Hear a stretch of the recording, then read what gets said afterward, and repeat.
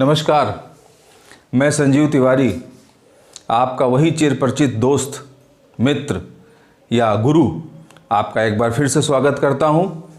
आजकल हम लोग ज्योग्राफी पढ़ रहे हैं, इंडियन ज्योग्राफी पढ़ रहे हैं और इंडियन ज्योग्राफी में हम लोग इस समय भारत की नदियों के विषय में जानकारी प्राप्त कर रहे हैं।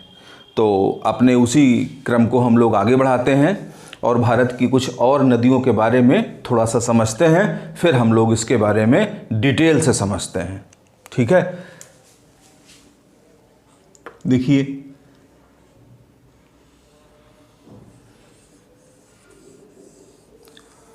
भारत का एक मानचित्र बनाना ही पड़ेगा आपको।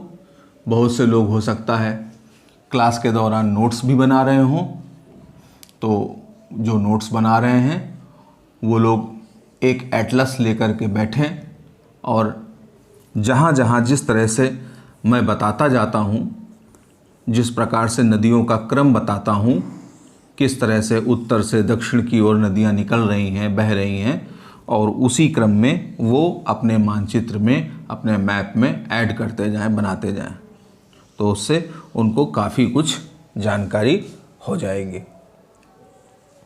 तो हमने आपको इंडस रिवर का सिस्टम बता दिया था, ब्रह्मपुत्र रिवर का सिस्टम बता दिया था, गंगा रिवर सिस्टम बता दिया था।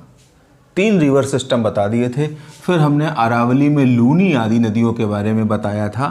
अब आज हम लोग मध्य भारत और दक्षिण भारत की नदियों के बारे में पढ़ते हैं। इसके अलावा हम लोग आगे की चीज़ें भी कुछ जानेंगे, कुछ समझेंगे, क्योंकि क्वेश्चन केवल इतना ही नहीं है कि नदियाँ कौन सी कहाँ से निकलती हैं और कहाँ चली जाती हैं। इसमें बहुत सारे प्रकार के अलग अलग क्वेश्चन पूछे जाते हैं। जैसे कि आप लोग जानते हैं कि हमने बताया था आपको कि पश्चिम की तरफ समुद्र के किनारे पश्चिमी घाट विकसित है और पूर्व की तरफ पूर्वी घाट का विस्तार है। यानी ये ईस्टर्न घाट है और ये वेस्टर्न घाट है। पश्चिम की तरफ समुद्र के किनारे वेस्टर्न घाट और ये ईस्टर्न घाट। अब देखिए, ईस्टर्न घाट जो है और वेस्टर्न घाट दोनों देखिए, ईस्टर्न घाट थोड़ा सा सकरा है, यानी गली के रूप में है ना, पतला सा है गली के रूप में। जबकि इस तरफ का जो पूर्वी घाट हम कह रहे हैं उसमें चौड़ाई ज़्यादा है, गैप्स ज़्यादा है। अच्छा, दूसरा हमने ये भी आपको बताया था कि इस तरफ की पर्वतमालाएं ऊंची हैं और इस तरफ की पर्वतमालाएं अपेक्षाकृत नीची हैं। तो नदियां यहाँ से ऊंचाई वाले भागों से निकल करके नीचाई वाले की तरफ, यानी स्लोप जिधर है उस तरफ प्रवाहित होती हैं। अब देखते हैं, जैसे कि जब हम इधर आते हैं तो यहाँ पर हमको नासिक के पास त्र्यंबक पहाड़ी से एक नदी निकलती है और ये नदी इस तरह से बहते हुए ऐसे बे ऑफ बंगाल में चली जाती है, बे ऑफ बंगाल में गिर जाती है। इस दिशा से ये नदी निकली और कैसे बह रही है, इधर की ओर बह रही है। इधर की ओर बहते हुए ये इस दिशा में गिर रही है, महाराष्ट्र से निकल रही है, आंध्र प्रदेश की तरफ जा रही है और आंध्र प्रदेश में ये गिर रही है। ये नदी है गोदावरी नदी। गोदावरी नदी, गोदावरी नदी को हम लोग दक्षिण की गंगा भी कहते हैं। ये पेनिनसुलर प्लेट में दक्षिण भारत में सबसे लंबी नदी भी मानी जाती है, गोदावरी नदी। ठीक है, अभी हम उसके बारे में, इसकी सहायक नदियों के बारे में अलग से आपको बताएंगे। अभी तो हम आपको केवल ये परिचय करा रहे हैं कि कौन सी नदियाँ कहाँ से निकलती हैं और कहाँ की ओर चली जाती हैं, गिर जाती हैं। तो गोदावरी नदी यहाँ महाराष्ट्र के पास नासिक से त्र्यंबक पहाड़ी से निकल करके ऐसे गिर रही है। फिर उसके नीचे आ जाते हैं हम, जैसे नीचे आते हैं तो यहाँ महाबलेश्वर के पास से एक और नदी निकल करके इस प्रकार से बहते हुए गिर जाती है। ये कृष्णा नदी है, कृष्णा नदी है। इसकी सहायक एक बीच में मिल जाती तुंगभद्रा नदी, है ना, ये हमने बताया था आपको, याद करिए। और फिर उसके बाद कावेरी नदी, ऐसे ये कावेरी नदी। तो ये 3 नदियाँ हो गई दक्षिण भारत की जो बड़ी नदियाँ हैं। फिर हमने आपको बताया था शायद कि अमरकंटक की तरफ से ये महानदी निकल करके ऐसे बह रही है और ये सोन नदी निकल के गंगा में मिल रही है और इधर से नर्मदा नदी निकल करके ऐसे खंभाती की खाड़ी में गिर रही है और इसी के पैरेलल, इसी के समानांतर एक दूसरी नदी ताप्ती नदी ऐसे गिर रही है इस प्रकार से। तो ये नदियों का हमने आपको क्रम बताया पूरे भारत का। उम्मीद है आपको समझ में आया होगा। अच्छा, नदियों का जो प्रवाह का सिस्टम है, नदियाँ जिस तरह से बहती हैं निकल करके, वो अपने रास्ते में तमाम तरीके के आकार प्रकार बनाती जाती हैं। जैसे कि अपवाह की दृष्टि से इसको हम इस तरह से समझ सकते हैं या इस तरह की हेडिंग लिख सकते हैं जो लोग नोट्स बना रहे हैं उनके लिए, कि अपवाह की दृष्टि से नदियां इस प्रकार का आकृति बनाती हैं। ठीक है, इस प्रकार की आकृति बनाती हैं। कैसी? जैसे कि एक है, देखिए ये हम आपको 3-4 प्रकार बता रहे हैं अपवाह के हम आपको 3-4 प्रकार बता रहे हैं। वैसे हैं 10 प्रकार के अपवाह। ठीक है, भारत में जितनी भी नदियां हैं ये 10 प्रकार से अपवाह का क्रम बनाती हैं, लेकिन हम आपको ये 4 क्रम ही बता रहे हैं। इस 4 क्रम में सारी की सारी नदियां आ जाएंगी। अपवाह का प्रकार, ठीक है।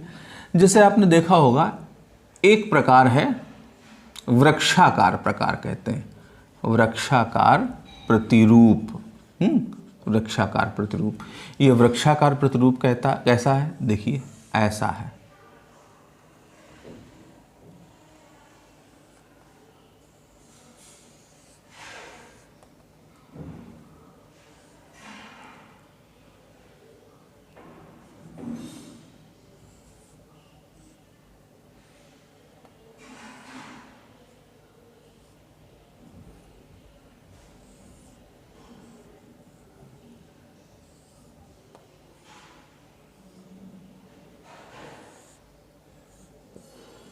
अब देखिए, मेन लाइन की नदी ये है, मेन लाइन की नदी ये है। मेन तो यही है, मेन धारा ये है, इस नदी की मेन धारा ये है।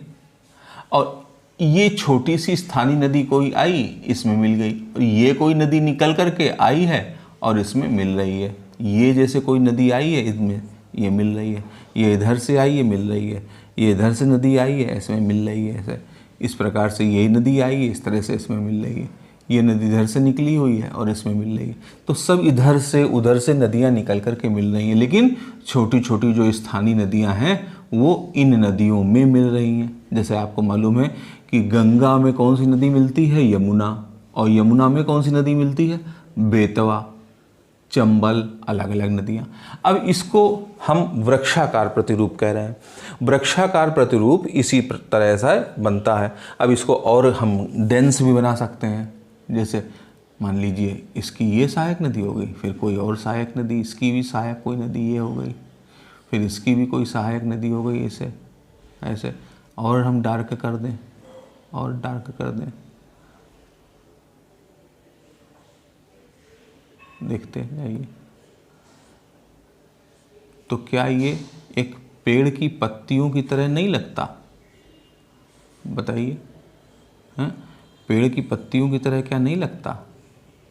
पत्तियों की तरह तो लगता है, हैं?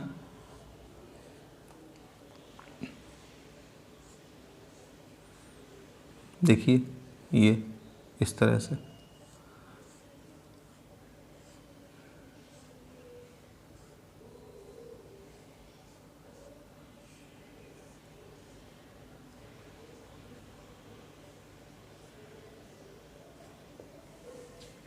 है ना? इस तरह से प्रतिरूप, वृक्षाकार प्रतिरूप। देखने में लग रहा है कि वृक्ष है, लेकिन है क्या? धरातल में ये नदी का एक प्रतिरूप है, एक प्रकार है। विभिन्न दिशा से नदियाँ मिलती हैं और लास्ट में आकर के मेन ब्रांच की नदी में समाहित हो जाती हैं, और ये मेन ब्रांच की नदी आगे बढ़ते हुए एट लास्ट समुद्र में। हर नदी समुद्र में आती है, हर नदी समुद्र में आती है। सही है ये बात? हर नदी समुद्र में आती है? नहीं, हर नदी समुद्र में नहीं आती। अधिकांश नदियां समुद्र में आती हैं। नदी का तो डेस्टिनेशन ही यही होता है, नदी को अंततः समुद्र में ही जाकर के मिलना है। लेकिन कुछ एक ऐसी नदियां हैं जो अंतःस्थलीय नदियां हैं, अंतःस्थलीय नदियां कहा गया है, इसका नाम यही है, इंटरनल रिवर्स।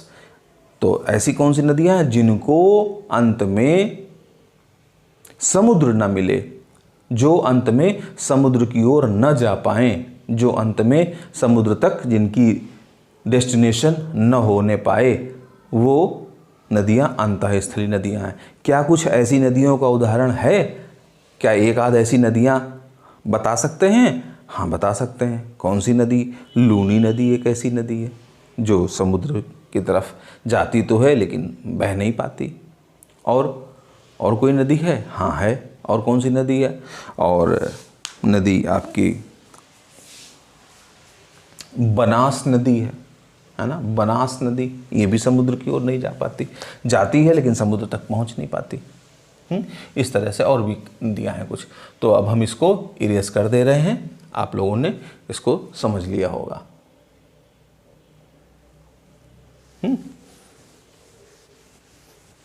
दूसरा प्रकार बताते हैं।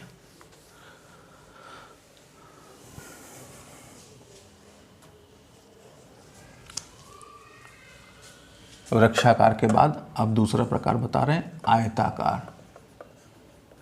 आयताकार प्रतिरूप।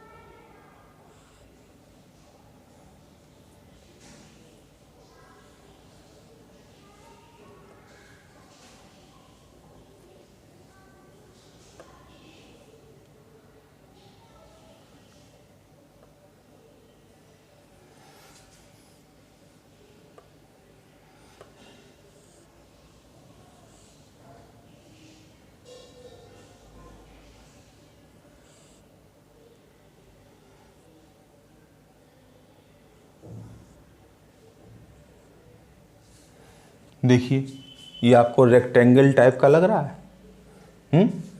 रेक्टेंगल टाइप का लग रहा है। इस दिशा से कोई नदी आई और ऐसे बह रही है, फिर इस दिशा से नदी आई और इसमें आकर के मिल गई, इस दिशा से नदी आई, इसमें आकर के मिल गई, इस दिशा से नदी आई, इसमें आकर के मिल गई। ये नदी इस नदी में, इस नदी में, इस नदी का और इस नदी का दोनों का पानी है, और ये नदी यहाँ पर आ गई, ऐसे मिल गई। तो इस तरह से ये आयताकार प्रतिरूप बना रही हैं नदियाँ। देखिए, रेक्टेंगल टाइप का ये प्रतिरूप बना रही हैं, इसको हम आयताकार प्रतिरूप कह देते हैं। जैसे ये सब ज़्यादातर आपने देखा होगा मैदानी इलाकों में इस तरह का बनता है प्रतिरूप, या कहीं कहीं पर्वतीय इलाकों में भी बन जाता है। दरअसल पर्वतीय इलाकों की नदियाँ और मैदानी इलाकों की नदियों का जो प्रवाह का क्रम होता है वो थोड़ा सा एक तरह से अलग होता है। जैसे कि क्या अलग होता है, हम आपको बताते हैं।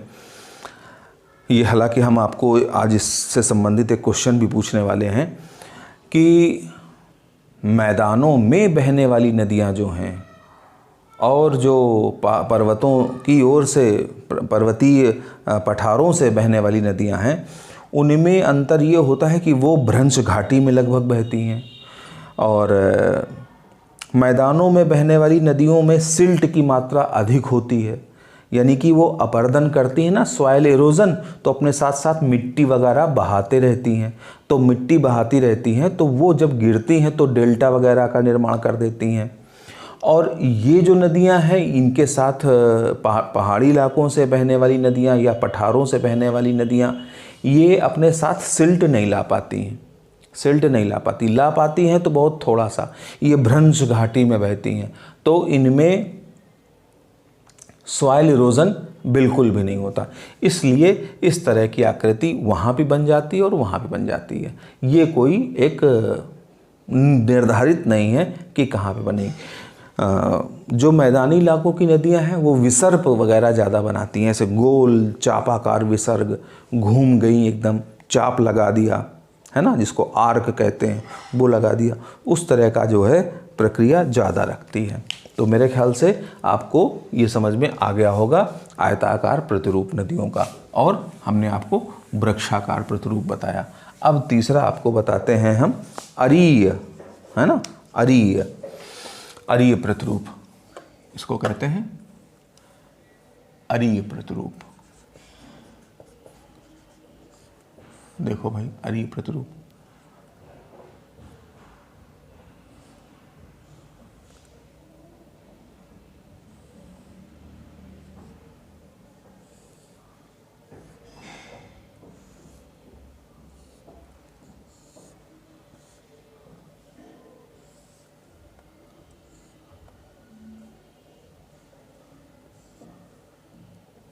ये देखो आरे की तरह लग रहा है, एक पहिए की तरह लग रहा है, जैसे साइकिल का पहिया होता है, तीलियां होती हैं, या मोटरसाइकिल का पहिया होता है उसकी तीलियां होती हैं, इस तरह का अरीय प्रतिरूप। ये नदी यहाँ से निकली, ये नदी यहाँ से निकली, ये यहाँ पर समुद्र में समा गई, इधर से आई, इधर आ गई, ऐसे आई, है ना, ये हो गया अरीय प्रतिरूप।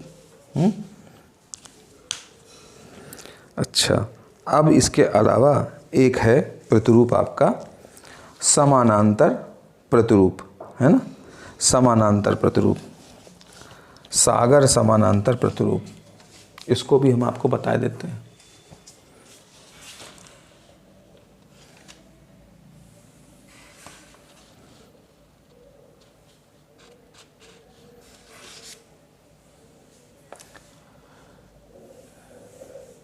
इसमें देखिए इस तरह की भी आकृति बनती है और एक इस तरह की भी आकृति बनती है।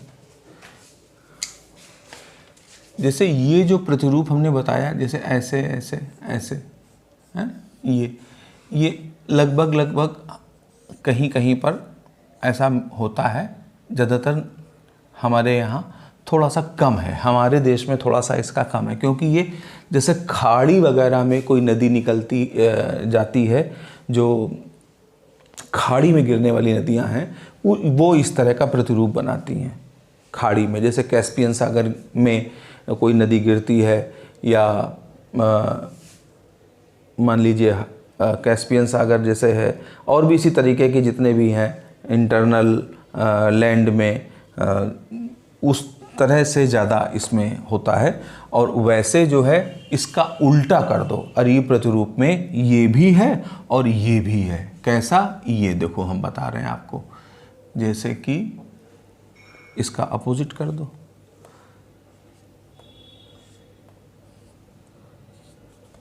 देखो ये इधर से बह करके आई ऐसे ऐसे, तो ये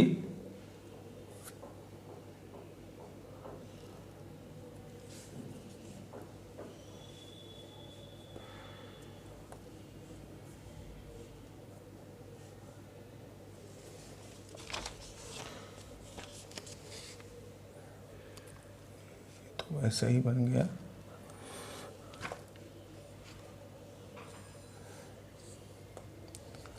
ये है, मान लीजिए ये बनता है।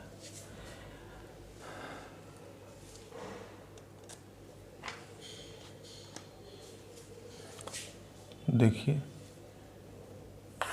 इसको मिटा ही देते हैं, फिर से बना देते हैं,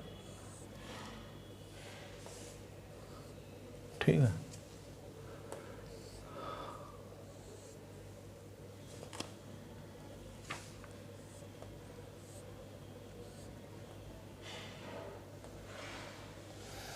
एक स्थान विशेष से निकलने वाली नदियाँ अलग अलग दिशाओं में चली जाती हैं। तमाम सारी दिशाओं से निकल करके एक तरफ आने वाली नदियाँ खाड़ी में गिरने वाली नदियाँ हो जाती हैं। कहीं से भी किसी भी दिशा से निकले, ईस्ट से निकले, वेस्ट से निकले, ईस्ट से निकले, वेस्ट से निकले, नॉर्थ से निकले, साउथ से निकले, कहीं से भी निकले और निकल करके खाड़ी में गिर जाती हैं। और दूसरे रूप में एक स्थान विशेष से निकलने वाली नदियाँ, जैसे अमरकंटक के पर्वत से, अमरकंटक के पठार से निकलने वाली महानदी नदी निकलती है, हाँ, और सोन नदी निकलती है, नर्मदा नदी निकलती है। तो एक विशेष स्थान विशेष से अलग अलग दिशा में बहने वाली नदियाँ, ये अरीय प्रतिरूप बनाती हैं, अपवाह का अरीय प्रतिरूप बनाती हैं। तो इस प्रकार से ये आपका अपवाह का प्रकार में ये प्रकार आ जाता है। एक प्रकार आपका और बचता है समानांतर। जैसे मान लीजिए ये समुद्र है, ठीक,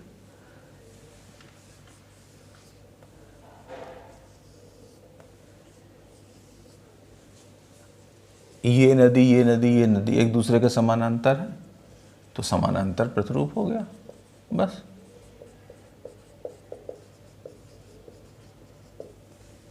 खंभात की खाड़ी में नदियां गिरी, नर्मदा नदी भी गिरी, ताप्ती नदी भी गिरी, साबरमती नदी तो खैर कच्छ की खाड़ी में उधर चली जाती, नहीं साबरमती नदी भी इसी में खंभात की खाड़ी में गिरती। तो ये नदियां जो हैं समानांतर प्रतिरूप एक दूसरे के बना रहे हैं। जैसे नर्मदा और ताप्ती एक दूसरे के समानांतर बहती है और समानांतर रूप से ही समुद्र में आ जाती हैं। ऐसे बहुत सारी, अफ्रीका की बहुत सारी नदियाँ हैं, इंडिया में भी छोटी छोटी सी स्थानीय नदियाँ हैं बहुत सारी। तो ये 4 प्रक्रम हमने आपको अपवाह प्रतिरूप के बताए। अच्छा, इसके बाद आपका क्या बचता है? आपका अपवाह प्रतिरूप में, आपका भारत की नदियों के क्रम में अब केवल एक ही चीज़ बचती है कि नदी कहाँ से निकल करके, मेन नदियों के बारे में तो हमने बताया, जो सहायक नदियां हैं वो कहाँ कहाँ से निकल करके कहाँ कहाँ बहते हुए फिर कहाँ जाती हैं। ये तो इसमें सबसे ज़्यादा जो है गंगा नदी के बारे में आप लोग समझ लो, क्योंकि गंगा नदी के बारे में सबसे ज़्यादा पूछा जाता है। बाकी नदियों के बारे में भी पूछा जाता है, लेकिन हम गंगा नदी के बारे में पढ़ाएं उससे पहले हम आपसे कुछ सवाल करना चाहते हैं। हमने आपसे वादा किया था कि हम आपको कुछ ना कुछ क्वेश्चन भी पूछते रहेंगे, ताकि आपके दिमाग में ये आता रहे कि हम लोग जो पढ़ रहे हैं वो सही दिशा में पढ़ाई चल रही है कि नहीं पढ़ रही। और दूसरा, हम अपने आप को चेक भी करते चलते हैं। तो अभी हम ये मैप बना रहने देते हैं और आपसे सवाल पूछते हैं, बताइएगा। पहला सवाल,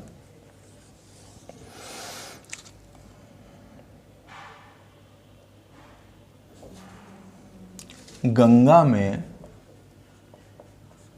में अधिकतम है जल प्रवाह, गंगा में अधिकतम जल प्रवाह किस माह में होता है? थोड़ा सा बुद्धि लगाने वाला भी सवाल है, और अगर आप सोच पाएंगे तो बता सकेंगे कि गंगा में अधिकतम जल किस महीने के लगभग आता है, कौन से महीने आता है। अब सोच लिए, साल में 12 महीने होते हैं, जनवरी से लेकर के फरवरी, मार्च, अप्रैल, मई, जून, जुलाई, अगस्त, सितंबर, अक्टूबर, नवंबर, दिसंबर, ठीक है, 12 महीने होते हैं। तो 12 महीने में किस महीने में जल प्रवाह होता है? अब अगर विकल्प दिया हुआ है तब तो कोई बात नहीं है, ठीक है, लेकिन अगर विकल्प नहीं दिया है, हम तो यही मान के चलते हैं कि विकल्प ना दे करके तब समझने की कोशिश करें। तो देखो, बारिश के दिनों में थोड़ा सा जब पानी बरसता है तो सब तरफ नदियाँ, स्थानीय नदियाँ, छोटी छोटी नदियाँ निकल आती हैं, है ना। जैसे आप देखो, स्थानीय नदियाँ बहुत सारी होती है, जैसे सेंगुर है, रिंद नदी है, पांडव नदी है है ना, इन नदियों की भी सहायक नदियाँ बन जाती हैं, छोटी छोटी छोटी तमाम सारी ट्रिब्यूटरी आ जाती हैं और उनमें सब जल ले करके गंगा में प्रवाहित कर देती हैं या अन्य नदियों में प्रवाहित कर देती हैं। तो बारिश के दिनों में पानी की मात्रा अधिक हो जाती है, ठीक है। जाड़ों में चूँकि पानी तो होता नहीं है, उत्तर भारत की नदियों में ही पानी होता है, क्योंकि ये कहा गया है कि उत्तर भारत की नदियाँ वर्ष भर जल से प्रवाहित रहती हैं, दक्षिण भारत की नदियाँ वर्षा काल में ही प्रवाहित होती हैं, आमतौर पर सूख जाती हैं। तो ठंड के दिनों में उत्तर भारत की नदियों में, खास करके गंगा नदी में जल प्रवाह ठीक ठीक होता है। वही गर्मी के महीनों में जल प्रवाह कम हो जाता है। अच्छा, लेकिन उसके लिए तर्क वितर्क ये दिया जा सकता है कि अगर गंगा नदी है, ये गंगा की जो सहायक नदी हैं और भी थोड़ी बहुत, इन सब का उद्गम ग्लेशियर से होता है और ग्लेशियर गर्मियों में पिघलते हैं। तो गर्मियों में ग्लेशियर पिघलते हैं तो इसका मतलब इनमें जल बना रहता है। तो जल बने रहने का बात अलग है, पानी बने रहने की बात अलग है, लेकिन वर्ष भर लगातार खूब जल प्रवाह हो ये नहीं है। ये केवल संभव होता है बारिश के महीने में। तो और बारिश का महीना हमारे यहाँ कब से शुरू होता है आपको मालूम है? हमारे यहाँ बारिश का महीना यूपी में, बिहार में, ठीक है, झारखंड में, उड़ीसा में, ये पूरी जो बेल्ट जहाँ से मानसून एंट्री करता है, इस तरफ जो है हमारे यहाँ 15 जून के बाद बारिश हो पाती है। इस तरफ के जहाँ जहाँ का हमने नाम लिया 15 जून के आसपास बारिश होती है, शुरू होती है। और उत्तर प्रदेश वगैरह में 23 जून 24 जून तक मानसून आता है। तो हम यहाँ पर कह सकते हैं जुलाई अगस्त का जो महीना है ये सबसे ज़्यादा वर्षा वाला महीना है और इसी महीने गंगा में अधिकतम जल प्रवाह होता है। अब इसमें ऑप्शन दे दिया हो जुलाई अगस्त सितंबर अक्टूबर नवंबर दिसंबर जनवरी फरवरी, तो जुलाई अगस्त में आप टिक लगाएंगे, ठीक। दूसरा सवाल,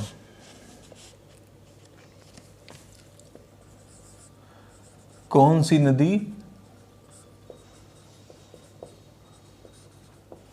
डेल्टा नहीं बनाती?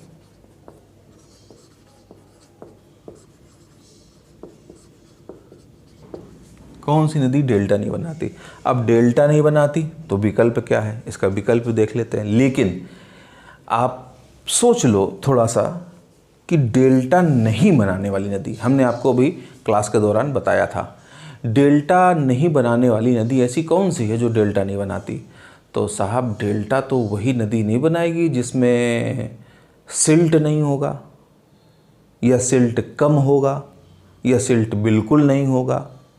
जिन नदियों में सिल्ट मीन्स वही सॉइल इरोजन से लगातार मिट्टी कट रही है और मिट्टी कट कट करके नदी प्रवाहित कर रही है, अपने साथ में लेके आ रही है।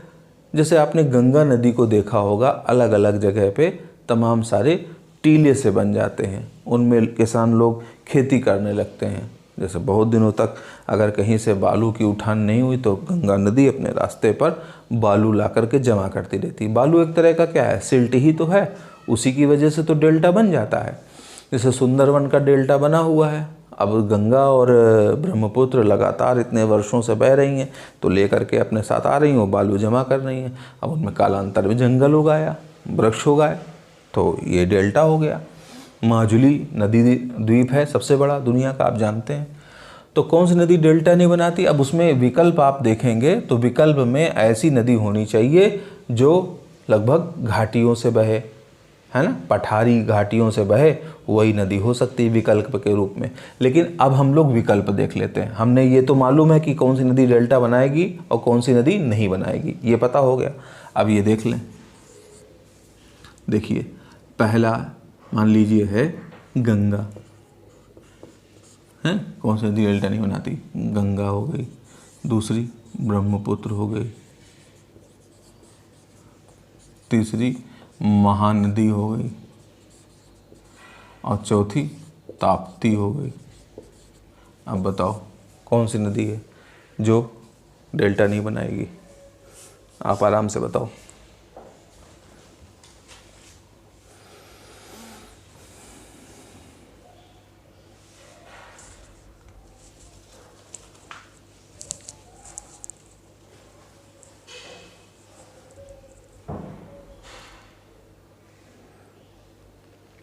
विचार करिए, बताइए।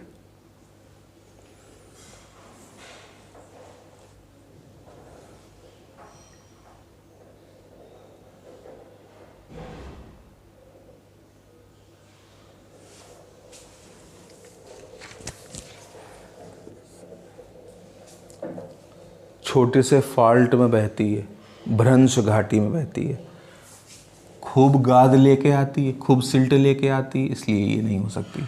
ये भी वही है, सुंदरवन का तो डेल्टा बना ही रही है गंगा ब्रह्मपुत्र। महानदी उड़ीसा में बहती, इसलिए ये भी नहीं होगी।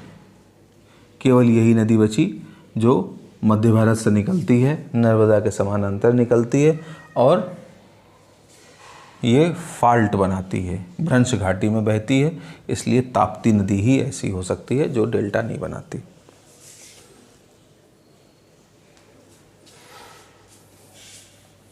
आप लोगों को कोई भी क्वेश्चन दिमाग में आता है, नहीं समझ में आता है, आप फ़ोन करें हमको, आप मैसेज भेजें, आप मुझे मेल करें, मैं अपने क्लास में उन सब चीज़ों को ऐड करूंगा और ऐड करके आपको बताऊंगा। आपकी समस्या का संपूर्ण समाधान होगा। इसको भी मिटा देते हैं।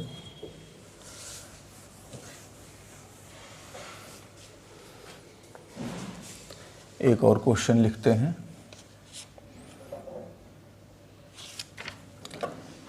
कौन सी नदी एस्चुरी नहीं बनाती?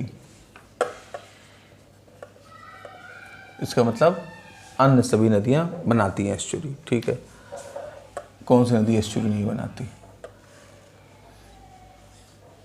अब एस्चुरी क्या होता है? देखिए, सीधी सीधी नदी बहे और बह करके सीधा समुद्र में मिल जाए, वो सिल्ट ना लेकर के आए। जब सिल्ट लेकर के आएगी तो वो डेल्टा बनाएगी रास्ते पे। अगर सीधे आती है नदी फॉल्ट भ्रंश घाटी में बहते हुए और सीधे जाकर के समुद्र में गिर जाती है, एक तरह से समुद्र में मिलते समय कुछ मात्रा में कह सकते हैं कि झरने जैसी आकृति बनती है, कुछ मात्रा में कह सकते हैं समझने के लिए, तो वो एस्चुरी होती है, वो एस्चुरी हो गई। अब वो एस्चुरी है, अगर एक मिनट,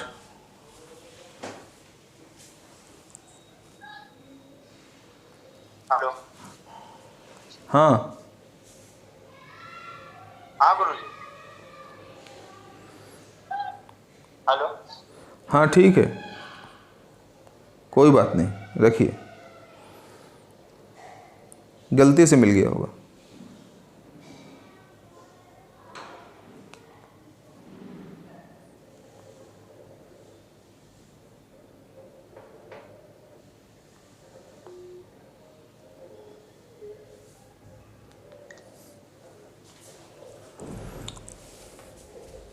हाँ, तो हम बता रहे थे कि आपको एस्चुरी, तो एस्चुरी हमारे यहाँ जिन नदियों में सिल्ट नहीं होगा वो नदी ही एस्चुरी बनाएगी, और जिन नदियों में सिल्ट होगा वो नदी एस्चुरी, जिन नदियों में सिल्ट होगा वो नदी एस्चुरी नहीं बना पाएगी, ठीक है। जिन नदियों में सिल्ट होगा वो नदी एस्चुरी नहीं बना पाएगी, ठीक है। और सिल्ट किन नदियों में होता है? जो पक्की 12 मासी नदियां होती हैं, जो निकलती हैं 12 मासी, यानी वर्ष भर उनमें जल बना रहता है। लगभग ये कह सकते हैं कि हिमालय से निकलने वाली नदियां लगभग जो हैं वो एस्चुरी नहीं बनाती, जितनी भी हिमालय से निकलने वाली नदियाँ वो एस्चुरी नहीं बनाती, ऐसा समझ लो। तो इसमें कौन सी नदी एस्चुरी नहीं बनाती, अब इसमें तो विकल्प देखना पड़ेगा कौन सा विकल्प है। देखो, नर्मदा, सोन, ताप्ती, महानदी, मांडवी।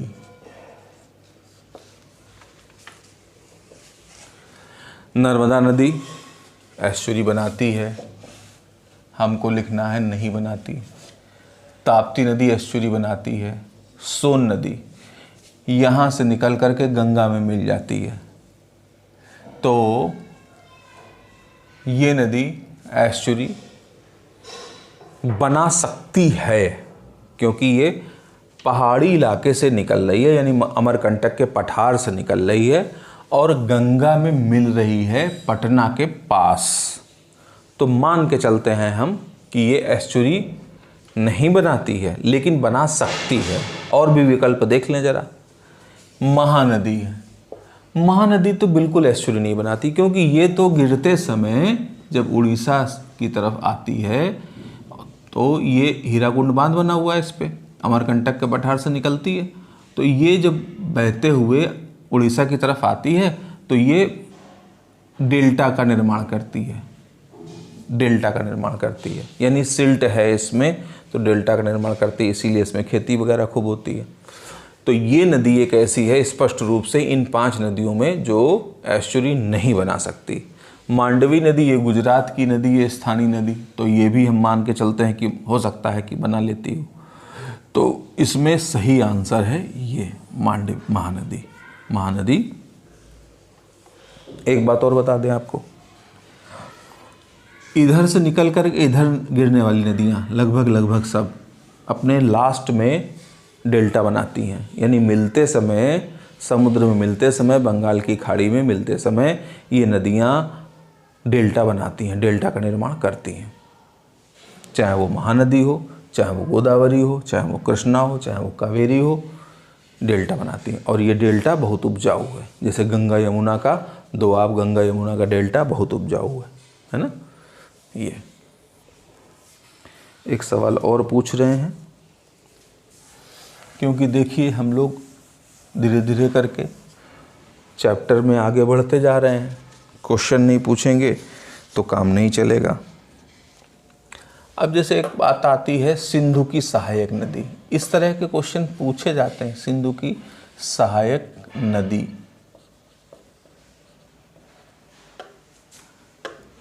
कौन है? तो सिंधु की सहायक नदियां हम देख लें जरा। अगर सिंधु की सहायक नदी कौन है या कौन नहीं है सिंधु की सहायक नदियों में, सिंधु तो है ही है, झेलम, चिनाब, रावी, व्यास, सतलज, ये तो सब सिंधु की सहायक नदी हैं। इसके अलावा श्योक नदी, नुब्रा नदी।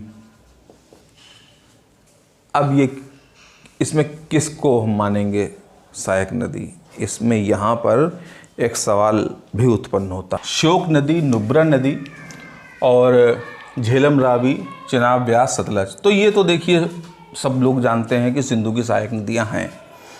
श्योक और नुब्रा में थोड़ा सा सहमत नहीं हो सकते हैं लोग, या उनके बारे में कम सुना है। तो देखिए श्योक नदी जो है वो सिंधु की सहायक नदी है, ठीक है, और नुब्रा नदी श्योक की सहायक नदी है। ध्यान से सुनिए, श्योक नदी सिंधु की सहायक नदी है। ये लैमलाइट में इसलिए नहीं आती क्योंकि ये यहीं से कहीं से सियाचिन ग्लेशियर के आसपास से निकल करके श्योक नदी गंगा सिंधु नदी में मिलती है, लद्दाख रीजन में कहीं पर। और नुब्रा नदी भी यहीं से स्थानीय नदी है, छोटी सी ग्लेशियर टाइप की, वो मिल जाती है श्योक में। तो हम इसमें कह सकते हैं नुब्रा नदी सिंधु की सहायक नदी नहीं है, श्योक नदी है सिंधु की सहायक नदी। तो बड़ी नदियों के सामने अक्सर करके सवाल पूछा जाएगा। जैसे मान लीजिए गंगा नदी के बारे में पूछता, तो गंगा की सबको मालूम है कि यमुना सहायक नदी है, शारदा सहायक नदी है, और आपकी घाघरा सहायक नदी है, रामगंगा नदी है, घाघरा नदी है, सोन नदी है, ये सब गंगा की सहायक नदियां हैं। लेकिन अगर आपसे पूछा जाए कि क्या बेतवा सहायक नदी है, तो थोड़ा सा सोचने में मजबूर हो जाएंगे कि बेतवा हो सकती है। लेकिन जिनको मालूम है, जिन्होंने पढ़ा हुआ है, मैप बना करके पढ़ा हुआ है, उनको मालूम बेतवा तो गंगा की सहायक नहीं है, बेतवा तो यमुना की सहायक नदी है। इसी तरह से यमुना की सहायक नदियों की बात करते हैं तो यमुना की सहायक चंबल है, बेतवा है, ये नदियां हैं, केन है, ये यमुना की सहायक नदियां हैं। अब यमुना की सहायक नदियां ये सब हैं नदियां, तो चंबल की जो सहायक नदियां हैं, बनास वगैरह, वो यमुना के साथ जोड़ दें कि इसमें से कौन सी नदी नहीं है। तो बड़ी नदियों में जो उसकी सहायक नदियों हैं, उससे संबंधित सवाल पूछ लिया जाता है। दक्षिण भारत की भी कुछ नदियां ऐसी हैं जिनके बारे में सिर्फ सीधा सीधा सवाल पूछ लिया जाता है। जैसे एक दूध गंगा नदी का नाम है, तो गोदावरी की सहायक नदी है कि कृष्णा की, ये थोड़ा सा देखना पड़ेगा। कोयना नदी किसकी सहायक नदी है, गोदावरी की कि कृष्णा की कि कावेरी की, ये थोड़ा सा देखना पड़ेगा। तो ये आपको समझना होगा। ये आप कहेंगे तो हम इसमें पढ़ा देंगे, आपको बता देंगे ब्यौरेवार तरीके से, और अगर आप कहीं से पढ़ना चाहें तो पढ़ सकते हैं आराम से। तो एक हमने ये सवाल आपको बताया कि सिंधु की सहायक नदी कौन नहीं है। भी पूछा जाएगा वो ऐसा होगा कि जो आपने सुना होगा, ऐसा नहीं कि आपसे पूछ लिया जाए कि झुमरी तलैया में कौन सी नदी बहती है, ऐसा नहीं पूछा जाएगा। हालांकि झुमरी तलैया भी एक जगह का नाम है, कहाँ पे है बताओ? झारखंड में एक जगह है, उसका नाम है झुमरी तलैया। जैसे लोग कहते हैं भीतर गांव से, अरे भीतर गांव कानपुर के आसपास वाले जानते हैं भीतर गांव कहाँ है। अब कानपुर से जो आसपास नहीं रहता वो नहीं जानता भीतर गांव कहाँ है। भीतर गांव हमारे यहाँ है। बाहर गांव कहते हैं महाराष्ट्र में, भीतर गांव कहते हैं यहाँ पर। यहाँ पर तो कानपुर ज़िले में है भीतर गांव।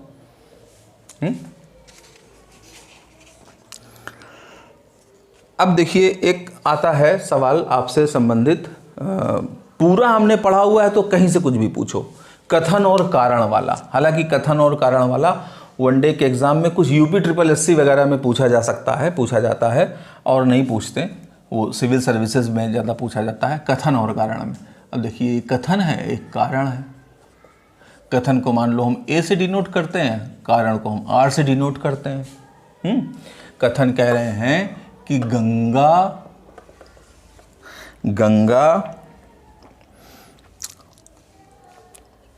नौगम्य नहीं है। नौगम्य नहीं, नौगम्य का मतलब जिसमें नाव ना चलती हो, है ना, नाव ना चलने वाली हो, नौका नहीं चल सकती हो, नौगम्य नहीं है। गंगा नौगम्य नहीं है, कथन है। और कारण इसका क्या बता रहे हैं? नदी के जल आयतन में अत्यधिक घटबढ़ होती है। नदी के जल आयतन में अत्यधिक घट और बढ़ होती है। बताइए क्या अब इसको कैसा किया जाएगा? इस सवाल को समझो। हमने देखिए आपने क्लास में पहली बार ही कहा था जिसको ABCD भी ना आती हो ज्योग्राफी की, हम उसको भी ज्योग्राफी समझा देंगे।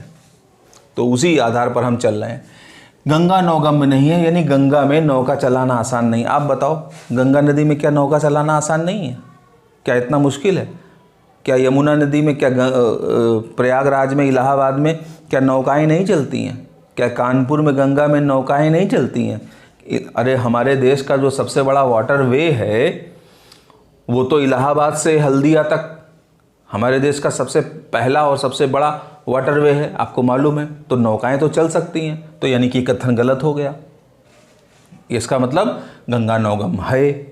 अब दूसरा इन्होंने कारण क्या बताया, नदी के जल आयतन में अत्यधिक घटबढ़ होती है घटबढ़, थोड़ा बारिश के दिनों में ज़्यादा हो जाता है और आमतौर पर कम रहता है। बारिश के दिनों में ज़्यादा होता है, आमतौर पर कम रहता है, थोड़ी गड़बड़ होती है। लेकिन यहाँ तो कथन बिल्कुल गलत है।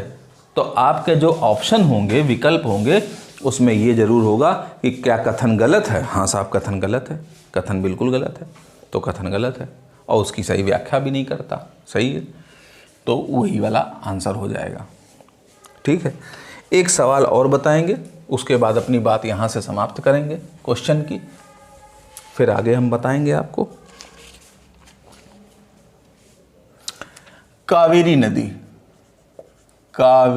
नदी किन राज्यों से गुजरती है, यानी कि ये जो गुजरती है किन राज्यों से होकर गुजरती है। देखो भाई, कावेरी नदी गुजरती है, निकलती तो है कहाँ से, कर्नाटक से ही, तो मालूम है आपको। अच्छा, कावेरी नदी में 2 राज्यों में विवाद चल रहा है, कौन कौन से राज्य, कर्नाटक, तमिलनाडु, तो इसका मतलब तमिलनाडु ही जाती है। और तीसरा राज्य केरल है और चौथा राज्य है पौंडीचेरी।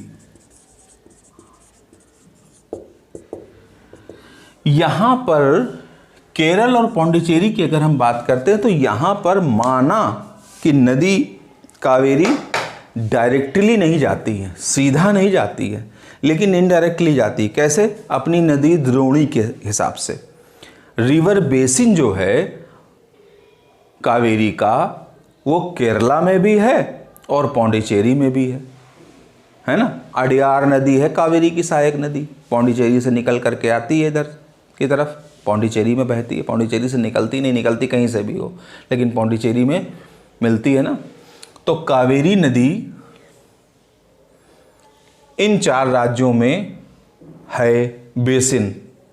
अब सवाल आपसे पूछा जाता है, जैसा वैसा आप करो। कावेरी नदी किन राज्यों से गुजरती है, तो कर्नाटक से और तमिलनाडु से होकर के गुजरती है। केरल और पौंडीचेरी में इसका बेसिन है, यानी केरल और पौंडीचेरी में नदी जाती नहीं है, स्पष्ट। मैप में भी देखें आप।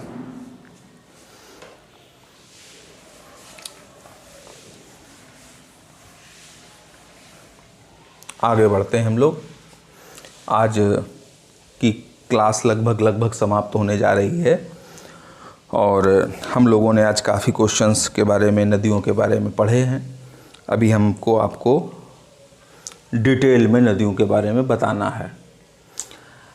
तो डिटेल में जब हमें बताना है तो हम वहीं से शुरू करते हैं जहाँ से शुरुआत की थी, सिंधु नदी से। हमने आपको ये बताया था कि हमारे देश की जो नदियों का फ़्लो है वो ज़्यादातर बंगाल की तरफ है, अरब सागर की तरफ कुछ कम नदियाँ आती हैं।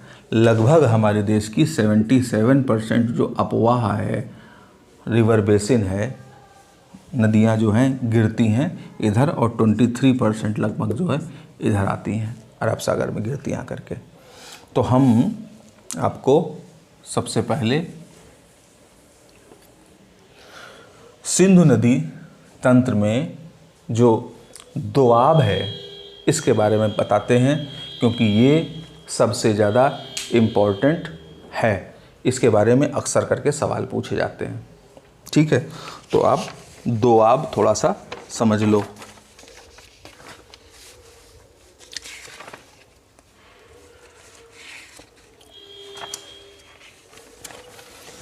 सिंधु नदी के दोआब।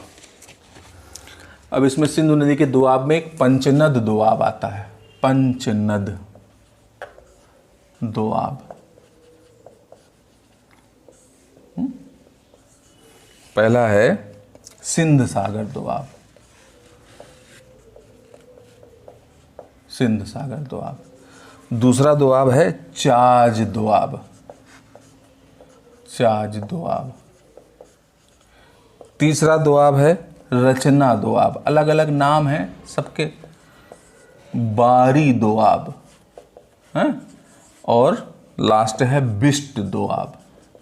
ये दोआब हैं, दो नदियों के बीच का जो क्षेत्र है वो दोआब कहलाता है। अब जैसे सिंध सागर दोआब है, तो ये किन दो नदियों के बीच में है? सिंधु और झेलम नदी।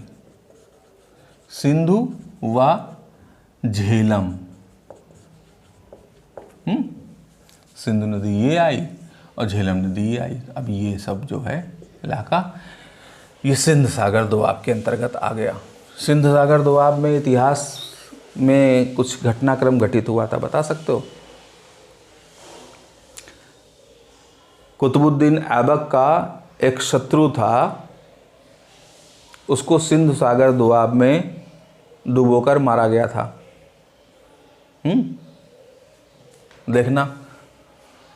देखना फिर बताना, तो हम बताएंगे कौन सा। हमने इशारा कर दिया, पूरा आंसर नहीं बता रहे हैं। चाज दोआब झेलम और चिनाब नदी के बीच में। झेलम और चिनाब नदी।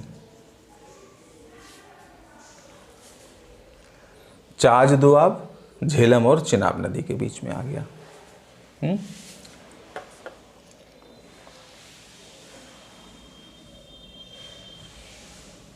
ये चाज दोआब।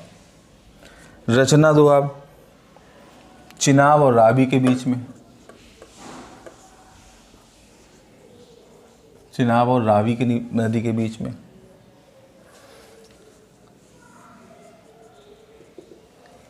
ये तीन नदियां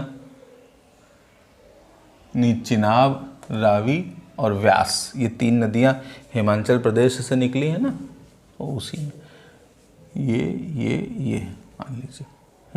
चिनाब और रावी के बीच में रचना का दोआब।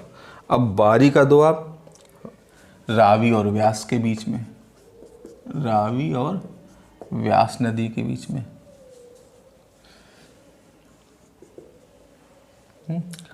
बिष्ट दोआब ब्यास और सतलज के बीच में।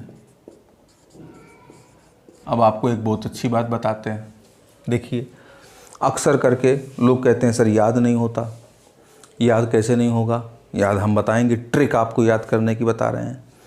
ये जो हमने आपको 5 दोआब लिखे हैं, पंचनद इसको बता रहे हैं हम, पंचनद 5 दोआब। आप क्रम से जानते हो, सिंधु, झेलम, चिनाब, रावी, व्यास, सतलज। इसमें सिंधु पहली नदी है और सतलज जो है आखिरी नदी है। सिंधु के बाद हम जिस नदी का नाम लेते हैं वो झेलम है, फिर चिनाब है, फिर रावी है, फिर व्यास है, सतलज है। अब इसमें अगर आपको ये क्रम आप याद कर लो, केवल इतना ही केवल याद कर लो, सिंधु, झेलम, चिनाब, रावी, व्यास, सतलज। अगर याद है तो बहुत अच्छी बात है, लेकिन अगर नहीं याद है तो आप इसको याद कर लो, सिंधु, झेलम, चिनाब, रावी, व्यास, सतलज। बस इतना ही आपको याद करना। अगर इतना याद कर लिया तो ये अपने आप याद हो जाएगा। कैसे? जैसे ही वो याद किया है सिंधु, झेलम, चिनाब, रावी, व्यास, सतलज, ऐसे याद कर लो ये सिंध, चाज, रचना, बारी, बिष्ट। सिंधु तो पहले है ही है, सिंधु के बाद चाज, रचना, बारी, बिष्ट। अब बा से बारी और बा से बिष्ट, यानी बारी और बिष्ट लास्ट में है, चाज और रचना बीच में है। ठीक है? सिंधु सागर दोआब, फिर चाज दोआब, फिर रचना दोआब, फिर बारी दोआब, फिर बिष्ट दोआब। सिंधु दोआब, चाज दोआब, रचना दोआब, बारी दोआब, बिष्ट दोआब। 5 दोआब हैं क्रम से। अब आपको ये नदियों का भी क्रम मालूम है, तो पहला सिंधु सागर दोआब कौन सा? तो सिंधु और झेलम। सिंधु के बाद झेलम नदी, तो सिंधु झेलम दोआब हो गया। सिंधु झेलम के बीच में सिंध सागर दोआब हो गया। फिर सिंध के बाद कौन सा आता है? चाज दोआब आता है। चाज दोआब आता है तो झेलम लास्ट की नदी थी, झेलम यहाँ पहली नदी आ गई। चिनाब लास्ट की नदी है, चिनाब पहली नदी आ गई। रावी लास्ट की नदी है, रावी पहली नदी आ गई। व्यास लास्ट की नदी है, व्यास पहली नदी आ गई और आखिरी नदी आ गई सतलज। इस तरह से देखो याद हो जाएगा, आप लोग याद करोगे। सिंधु और झेलम के बीच में, चाज दोआब झेलम और चिनाब के बीच में, रचना दोआब चिनाब और रावी के बीच में, बारी दोआब रावी और व्यास की नदी में। थोड़ा सा आपको 2, 4, 5 मिनट का समय लगेगा। हो सकता है एक आध बार आपको लिखना पड़े, लेकिन जैसे ही आप लिख लेंगे आपको याद हो जाएगा। और जीवन में कभी भी कहीं भी कोई सवाल इस तरह का आएगा दोआब से संबंधित तो आप कर लोगे। ये सारे सवाल कंपटीशंस में बच्चों के गलत होते हैं, इसमें पक्का नहीं पता होता है, 100% कन्फर्म नहीं होते, ये गलत हो जाते हैं। और गलत हो जाते हैं तो एक आध नंबर से उनका सिलेक्शन रुक जाता है। जिन बच्चों का एक आध दो नंबर से सिलेक्शन रुकता है वो इसी तरह के सवाल होते हैं, जो पढ़े हुए होते हैं लेकिन याद नहीं होते। और जिन बच्चों का सिलेक्शन होता है वो इस तरह के सवालों को सही करके वो लोग सिलेक्शन पा लेते हैं। तो आप लोग एक एक दो दो नंबर अगर कहीं रुक रहा है तो इस तरह से आप प्राप्त कर सकते हैं। तो हमने आपको ये सिंधु नदी के तंत्र के विषय में आपको बताया, पंचनद और अन्य चीज़ों के बारे में, दोआब के बारे में। अब और देख लेते हैं सिंधु नदी में और क्या क्या चीज़ें छूट गई थी। निकलने का तो हमने बता ही दिया था कि कहाँ से कौन कौन सी नदी निकल रही है। एक बात और बता दें, छोटी सी बात है। 1960 में इंडिया और पाकिस्तान के बीच में एक संधि हुई थी, सिंधु जल समझौता जिसको हम कहते हैं। उस सिंधु जल समझौते के तहत ये तय हुआ था कि सिंधु नदी का और उसकी सहायक नदियों का 80% पानी पाकिस्तान प्रयोग करेगा और 20% जल पर भारत का हक होगा। 20% जल भारत जो है यूज़ कर सकता है और 80% पानी का जो प्रयोग है, जो इस्तेमाल है, वो पाकिस्तान कर सकता है। ये 1960 में सिंधु जल समझौता हुआ, इंडस ट्रीटी साइन हुई थी, सिंधु जल संधि। ठीक, अच्छा, इसके बाद एक बात और कही गई, इस समझौते को और भी थोड़ा सा गहराई से समझाया गया। क्या समझाया गया? सिंधु नदी की जो सहायक नदी हैं, सिंधु झेलम और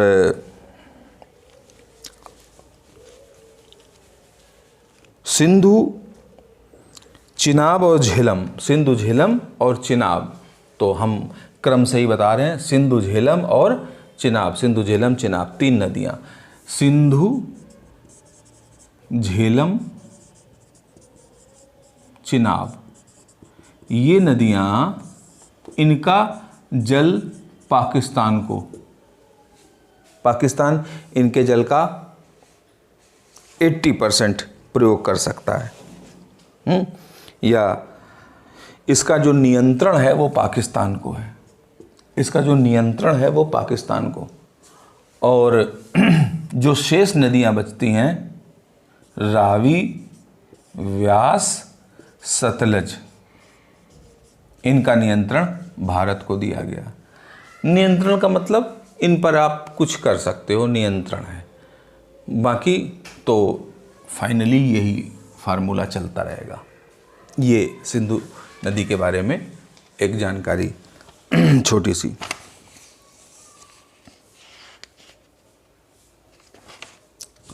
बाकी हमने सिंधु नदी के बारे में बता दिया। अब हम अगली मीटिंग में आपको ब्रह्मपुत्र के बारे में और गंगा नदी तंत्र के बारे में और विस्तार से डिफाइन कर देंगे।